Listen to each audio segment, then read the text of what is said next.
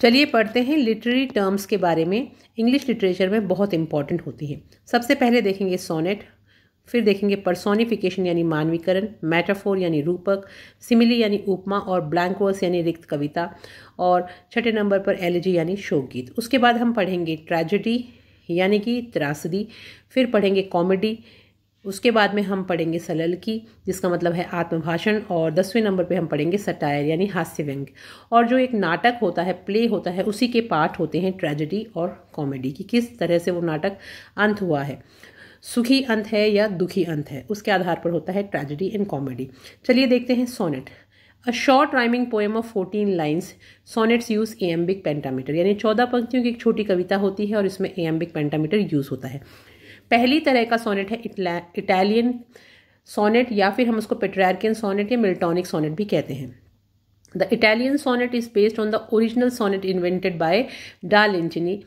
The Petrarchan sonnet consists of an octave group of 8 lines followed by a sestet group of 6 lines. The typical rhyme scheme is as follows: A B B A, A B B A for the octave, and C D D C D D, C D D E C E, or C D D C C D for the sestet. The octave introduces a problem or conflict and then the sestet addresses or solves the problem.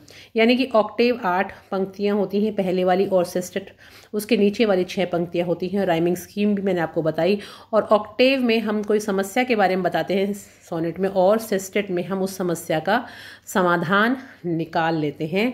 तो उसके बाद अब हम पढ़ेंगे दूसरी तरह की sonnet जिसको हम कहते हैं शेक्सपियरियन सोनेट। यानी कि ये जो दूसरी टाइप की सोनेट है, ये शेक्सपियर ने सबसे ज़्यादा इस सोनेट को लिखा है, तो इंग्लिश सोनेट के नाम से भी जानी जाती है। Shakespearean sonnet is named after Shakespeare not because he invented it but because he is the most famous writer of this type of sonnet. Typically, the English sonnet explores romantic love. Its rhyme scheme is as follows: A B A B C D C D followed by E F E F G G. तो ये जो English sonnet या Shakespearean sonnet होती है, it is composed of 3 क्वार्टरेन्स, जो कि 4-4 पंक्तियों के होते हैं। 4 + 4 + 4 यानी 12 पंक्तियां जो हैं वो 4-4 पंक्तियां क्वार्टरेन्स के रूप में होती हैं, और लास्ट में 2 लाइन का कपलेट होता है जिसमें रिजल्ट निकालते हैं। फिर देखते हैं personification. A literary device personification is the projection of characteristics that normally belong only to humans onto inanimate objects, animals, deities, or forces of nature. These characteristics can include verbs of action that only humans do or adjectives that describe a human condition. The characteristics can also be emotions, feelings, or motives given to object incapable of thought. तो personification का मतलब होता है मानवीकरण, और मानवीकरण से हमारा मतलब है कि साहित्य की किसी भी रचना को मानवीय रूप दिया जाता है कविता के माध्यम से। थर्ड नंबर पे देखते हैं मेटाफोर। और metaphor is a figure of speech that makes a comparison between 2 non-similar things as a literary device. Metaphor creates implicit comparison without the express use of like or as. Metaphor is a means of asserting that 2 things are identical in comparison rather than just similar. This is usual in literature for using specific images or concept to state abstract truth. जब 2 non similar वस्तुओं के बीच में comparison किया जाता है तो उसको हम मेटाफर की मदद से समझाते हैं।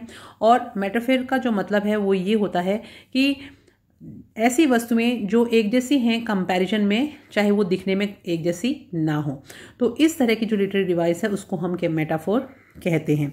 जैसे उदाहरण के लिए मनुष्य के लिए भेड़िए के समान होता है, तो हम सिमिली का प्रयोग करते हैं, किंतु जब हम कहते हैं कि आदमी भेड़िया है तो हम मेटाफोर का प्रयोग करते हैं। अब देखते हैं simile. A simile is a figure of speech and type of metaphor. तो सिमिली भी एक फिगर ऑफ स्पीच है और मेटाफोर की तरह ही होती है, लेकिन सिमिली में हम क्या करते हैं, 2 अलग अलग चीज़ों को कंपेयर करते हैं। That compares 2 different things using the words as और लाइक, और इसमें एज और लाइक का यूज होता है। The purpose of a simile is to help describe one thing by comparing it to another thing. तो जो सिमिली का मतलब है उसमें हम एक वस्तु को कंपेयर करते हैं दूसरी वस्तु के साथ में, और इस तरह से हम सिमिली को समझाते हैं। यानी कि समानता, सिमिली जो है वो भिन्न वस्तुओं अथवा घटनाओं के बीच निश्चित समानता को अभिव्यक्त करती है। तो 2 भिन्न वस्तुओं को पास पास रखकर समान गुण के आधार पर उनकी तुलना किए जाने से सिमिली बनती है। उदाहरण के लिए, लड़की ने कोयल के समान गाया। इस सिमिली में लड़की तथा कोयल के बीच गाने की क्रिया में समानता है। अब हम देखेंगे अगली फिगर ऑफ स्पीच जिसका नाम है ब्लैंक वर्स, यानी यह शब्द अतुकांत कविता के लिए प्रयोग किया जाता है जो कि आयम्बिक पेंटामीटर में लिखी जाती है। और blank verse is a literary term that refers to a poetry written in unrhymed but metered lines, almost always iambic pentameter. तो ये जो ब्लैंक वर्स है ये अधिकतर मिल्टन और वुड्सवर्थ ने अपनी महाकाव्यों में इसका प्रयोग किया है और इसमें कोई भी तरह की राइम स्कीम नहीं होती है ब्लैंक वर्स में, और यह बोलचाल की भाषा में काफ़ी निकट की कविता होती है। शेक्सपियर और अन्य एलिजाबेथ कालीन नाटककारों ने इसे अपनाया है। उसके बाद में हम पढ़ेंगे नेक्स्ट लिटरेरी टर्म जिसका नाम है elegy.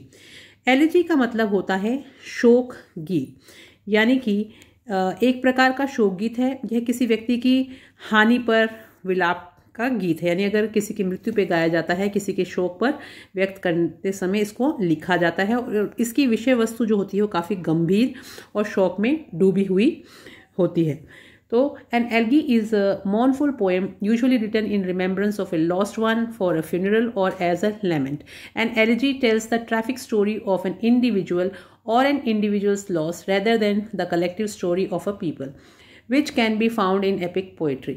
An elegy generally combines 3 stages of loss. First one is grief, then praise of the dead one, यानी पहले दुख करते हैं, विलाप करते हैं, फिर तारीफ करते हैं मरे हुए व्यक्ति की, एंड फाइनली कॉन्सोलेशन, और आखिर में उस व्यक्ति के लिए कॉन्सोलेशन व्यक्त किया जाता है।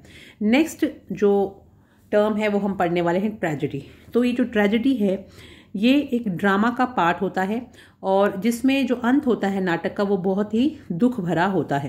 Tragedy is a literary device signifying a story और a drama that present in admirable और courageous character that confronts powerful forces inside and or outside of themselves. These characters do so with a dignity that reveals the nature of human spirit in the face of failure, defeat and even death.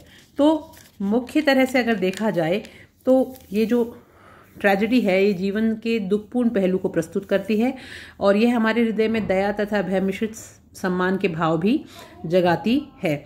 और Shakespeare तथा अन्य नाटककारों ने पद को इसका माध्यम बनाया है। तो शेक्सपियर की बहुत सारी ट्रेजेडीज आपको पढ़ने को मिलेंगी। ट्रेजेडी के बाद में हम अगला पार्ट पढ़ने वाले हैं लिटरेरी टर्म्स का, जिसको हम कहते हैं कॉमेडी। और कॉमेडी एक प्रकार का नाटक ही होता है, लेकिन इस कॉमेडी का उद्देश्य होता है व्यवहार में हंसी मजाक को लेके आना, यानी कि हंसी के साथ हम इस नाटक का अंत करते हैं। तो comedy is amusing and entertaining work of writing that are written for the purpose of evoking positive reactions from the audience. It is a type of dramatic work that is amusing and light in its tone. तो mostly having cheerful ending. तो कहने का मतलब यह है कि comedy एक प्रकार का नाटक ही होता है जिसका उद्देश्य हमारे व्यवहार को परिष्कृत करना तथा हमें हंसाना है।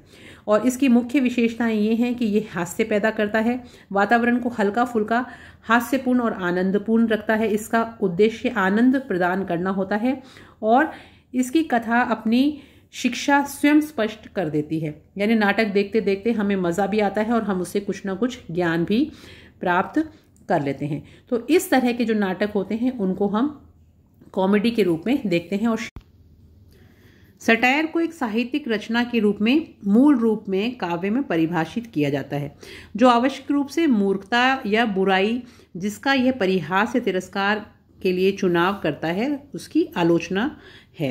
तो कहने का मतलब ये है कि द सटायर जो है, the formal definition of satire is the use of humour, irony, exaggeration और ridicule to expose and criticise people's stupidity और वाइसेस, यानी लोगों की जो मूर्खता है उसको हंसी के द्वारा और मजाक बनाते हुए बढ़ा चढ़ाकर लोगों के सामने लेके आने का जो तरीका है उसको सटायर कहते हैं। It makes fun of a person, idea और इंस्टीट्यूशन।